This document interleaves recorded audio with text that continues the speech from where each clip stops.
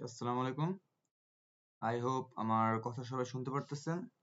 আচ্ছা, বিগত আমি কয়েকদিন ধরে অঙ্কন কমিউনিটির মধ্যে একটা জিনিস খেয়াল করছি যে আপনারা সেভ করছেন ঠিকই, বাট অনেকে সেভ করে পিডিএফ আকারে বা জেপিইজি আকারে জিনিসটা ডাউনলোড না করে ডাইরেক্ট ফোন থেকে ছবি তুলে দিয়ে দিচ্ছেন।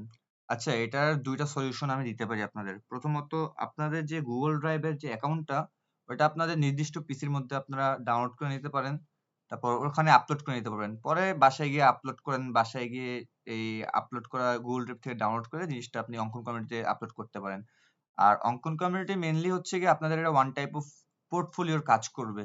সো এভাবে যদি ঘোলা ছবি বা করেন, ইন ফিউচার কোনো সময় কেউ যদি আপনার পোর্টফোলিও কেউ চায় বা দেখতে চায়, তখন আপনারা একটা বিভ্রান্তিকর পরিবেশে বা সমস্যায় পড়তে পারেন। সো একটা আমি ছোটখাটো আ একটা সময়ের মধ্যে আমি জিনিসটা আপনাদের সলভ করে দেওয়ার ট্রাই করছি। আচ্ছা, মনে করেন এখানে আমার একটা লোগো আমি ক্রিয়েট করে রেখেছি। ওকে?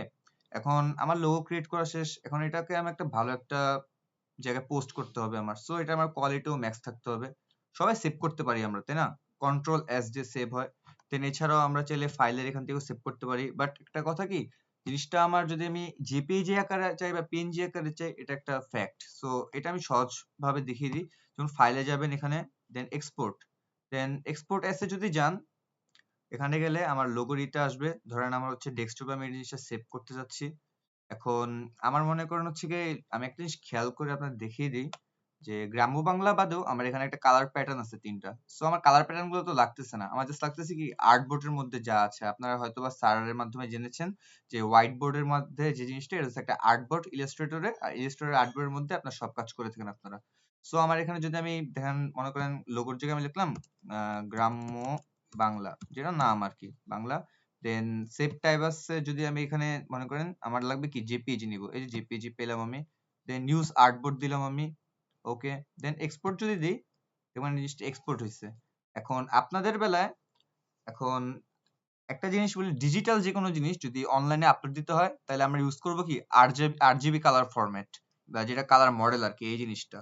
আর যদি আপনারা অফলাইনে বা প্রিন্টিং প্রেসে যদি কাজ করা লাগে জিনিসটা, তাহলে যদি প্রিন্ট করতে হয়, তাহলে সিএমওয়াই দ্যাটস রাইট, আমি যদি ভুল না থাকি। সো আরজিবি থাকবে, আমার যেহেতু ডিজিটাল এই জিনিসটা দিব। আর কোয়ালিটিটা আমি ম্যাক্স করে দিব, ম্যাক্সিমামে দিব।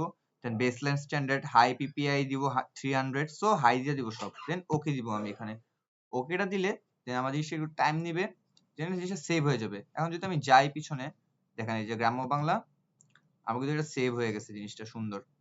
আর আমি এটা চাইলে কিন্তু এখন সব জায়গার মধ্যে আপলোড দিলেও ভালো একটা কোয়ালিটির আপলোড হতে পারে। সো আমি মনে করি আমার এই ছোটখাটো একটা সাজেশনের মাধ্যমে আপনারা অনেক কিছুই লাভ হতে পারে। So best of luck and for the 6th batch, I hope you will everyone will gather a good memory with us.